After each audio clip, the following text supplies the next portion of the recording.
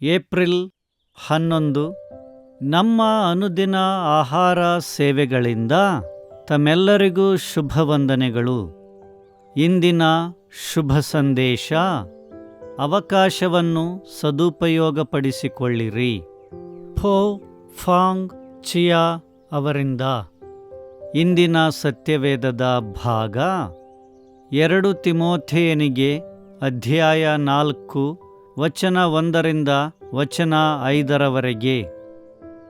ದೇವರ ಮುಂದೆ ಮತ್ತು ಜೀವಿಸುವವರಿಗೂ ಸತ್ತವರಿಗೂ ನ್ಯಾಯ ತೀರಿಸುವುದಕ್ಕೆ ಬರುವ ಕ್ರಿಸ್ತ ಯೇಸುವಿನ ಮುಂದೆ ಆತನ ಪ್ರತ್ಯಕ್ಷತೆಯ ಮೇಲೆಯೂ ಆತನ ರಾಜ್ಯದ ಮೇಲೆಯೂ ಆಣೆಯಿಟ್ಟು ನಾನು ನಿನಗೆ ಖಂಡಿತವಾಗಿ ಹೇಳುವುದೇನೆಂದರೆ, ದೇವರ ವಾಕ್ಯವನ್ನು ಸಾರು. ಅನುಕೂಲವಾದ ಕಾಲದಲ್ಲಿಯೂ ಅನುಕೂಲವಿಲ್ಲದ ಕಾಲದಲ್ಲಿಯೂ ಅದರಲ್ಲಿ ಆಸಕ್ತನಾಗಿರು. ಪೂರ್ಣ ದೀರ್ಘ ಶಾಂತಿಯಿಂದ ಉಪದೇಶಿಸುತ್ತಾ ಖಂಡಿಸು, ಗದರಿಸು, ಎಚ್ಚರಿಸು. ಯಾಕಂದರೆ ಜನರು ಸ್ವಸ್ಥ ಬೋಧನೆಯನ್ನು ಸಹಿಸಲಾರದ ಕಾಲವು ಬರುತ್ತದೆ.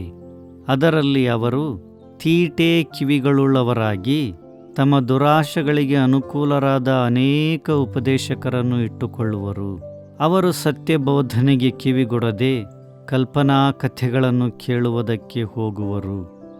ಆದರೆ ನೀನು ಎಲ್ಲ ವಿಷಯಗಳಲ್ಲಿ ಸ್ವಸ್ಥಚಿತ್ತನಾಗಿರು, ಶ್ರಮೆಯನ್ನು ತಾಳಿಕೋ, ಸೌವಾರ್ತಿಕನ ಕೆಲಸವನ್ನು ಮಾಡು, ನಿನಗೆ ನೇಮಿಸಿರುವ ಸೇವೆಯನ್ನು ಲೋಪವಿಲ್ಲದೆ ನಡೆಸು. ಮುಖ್ಯ ವಚನ, ಸೌವಾರ್ತಿಕನ ಕೆಲಸವನ್ನು ಮಾಡು. 2 ತಿಮೋಥೆಯನಿಗೆ ಅಧ್ಯಾಯ 4 ವಚನ 5. ವಿಶ್ವವಿದ್ಯಾಲಯವನ್ನು ಪ್ರವೇಶಿಸಲು ಕಾಯುತ್ತಿರುವಾಗ 20 ವರ್ಷದ ಶಿನ್ ಇ ತನ್ನ 3 ತಿಂಗಳ ರಜಾ ದಿನಗಳಲ್ಲಿ ಯುವ ಮಿಷನ್ ಸಂಸ್ಥೆಯಲ್ಲಿ ಸೇವೆ ಸಲ್ಲಿಸಲು ನಿರ್ಧರಿಸಿದಳು.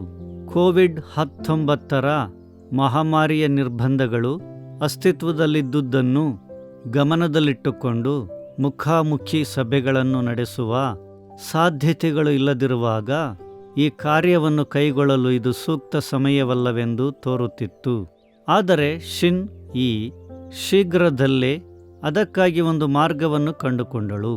ನಾವು ಸಾಮಾನ್ಯವಾಗಿ ಮಾಡಿದಂತೆ ಬೀದಿಗಳಲ್ಲಿ, ಶಾಪಿಂಗ್ ಮಾಲ್ಗಳಲ್ಲಿ ಅಥವಾ ಫಾಸ್ಟ್ ಫುಡ್ ಕೇಂದ್ರಗಳಲ್ಲಿ ವಿದ್ಯಾರ್ಥಿಗಳನ್ನು ಭೇಟಿಯಾಗಲು ಸಾಧ್ಯವಾಗಲಿಲ್ಲ ಎಂದೂ, ಆದರೆ ನಾವು ಜೂಮ್ ಮೀಟಿಂಗ್ ಮೂಲಕ ಪರಸ್ಪರ ಪ್ರಾರ್ಥಿಸಲು ಕ್ರೈಸ್ತವ ವಿದ್ಯಾರ್ಥಿಗಳೊಂದಿಗೆ ಸಂಪರ್ಕದಲ್ಲಿದ್ದೆವು ಮತ್ತು ಫೋನ್ ಕರೆಗಳ ಮೂಲಕ ಅವಿಶ್ವಾಸಿಗಳೊಂದಿಗೆ ಪ್ರಾರ್ಥಿಸಿದೆವು ಎಂದು ತನ್ನ ಅನುಭವವನ್ನು ಹಂಚಿಕೊಳ್ಳುತ್ತಾಳೆ.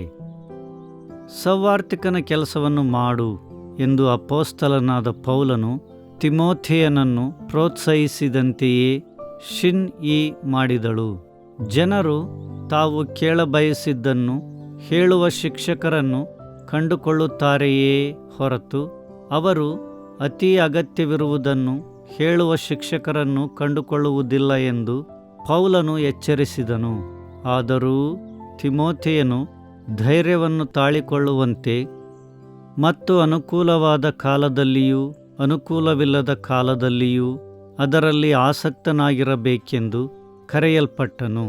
ಆತನು ಪೂರ್ಣ ದೀರ್ಘ ಶಾಂತಿಯಿಂದ ಉಪದೇಶಿಸುತ್ತಾ ಖಂಡಿಸಲು, ಗದರಿಸಲು ಮತ್ತು ಎಚ್ಚರಿಸಲು ಹಾಗೂ ಜನರಿಗೆ ತಿಳಿಯಪಡಿಸುವ ಆದೇಶವನ್ನು ಪಡೆದನು.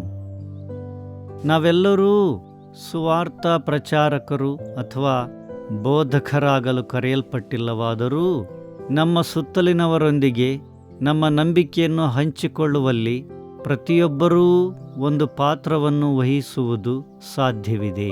ಕ್ರಿಸ್ತನಿಲ್ಲದೆ ಅವಿಶ್ವಾಸಿಗಳು ನಾಶವಾಗುತ್ತಿದ್ದಾರೆ. ವಿಶ್ವಾಸಿಗಳಿಗೆ ಬಲವರ್ಧನೆ ಮತ್ತು ಪ್ರೋತ್ಸಾಹದ ಅಗತ್ಯವಿದೆ. ದೇವರ ಸಹಾಯದಿಂದ ನಮಗೆ ಸಾಧ್ಯವಾದಾಗಲೆಲ್ಲ ಮತ್ತು ಸಾಧ್ಯವಿರುವೆಡೆಯಲ್ಲೆಲ್ಲ ಆತನ ಸುವಾರ್ತೆಯನ್ನು ಸಾರೋಣ. ನಿಮ್ಮ ನಂಬಿಕೆಯನ್ನು ಹಂಚಿಕೊಳ್ಳುವುದಕ್ಕೆ ನಿಮ್ಮನ್ನು ನಿರುತ್ಸಾಹಗೊಳಿಸುವ ಅಂಶ ಅಥವಾ ವಿಷಯ ಯಾವುದು? ಯೇಸು ಹಿಂತಿರುಗಿ ಬರುತ್ತಿದ್ದಾನೆ ಎಂಬುದನ್ನು ನೆನಪಿಟ್ಟುಕೊಳ್ಳುವುದರಿಂದ ನಿಮ್ಮ ಭಯವನ್ನು ಜಯಿಸಲು ನಿಮಗದು ಹೇಗೆ ಸಹಾಯ ಮಾಡಬಲ್ಲದು? ಪ್ರಾರ್ಥನೆ ಮಾಡೋಣ.